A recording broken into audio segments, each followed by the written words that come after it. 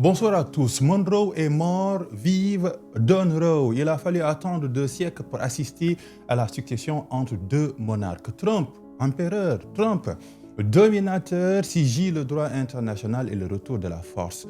À ses pas, il y a Poutine, mais pas que. Benjamin Netanyahou, sommes-nous dans un monde d'avant-guerre avec un monde qui recule et des populistes qui avancent à pas de géant? Nous posons le débat avec Amadou Anne. Alors, un mot me vient à l'esprit en voyant ce qui s'est passé à Caracas, c'est le mot sidération. Je suis absolument dans une sidération totale de voir qu'un président d'un État puisse aller envoyer ses troupes dans un autre État souverain et capturer un président élu, démocratiquement élu, même s'il y a eu des contestations sur les dernières élections de Nicolás Maduro. Ce discours-là marche, le pouvoir kaki marche, et ça fait un peu des émules, parce qu'à chaque fois on parle de tentative de coup d'État, de régime, etc., de capitaine porté en triomphe. Que faire maintenant?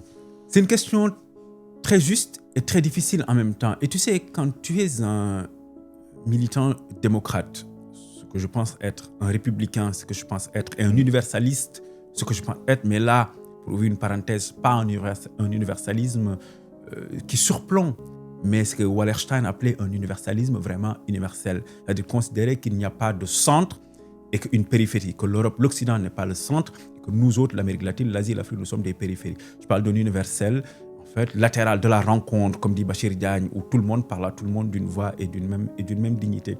Il est extrêmement compliqué d'observer ce qui est en train de se passer, et c'est très difficile même de l'analyser avec finesse, parce que ce qui nous arrive, Papa Lune, est en train de nous arriver.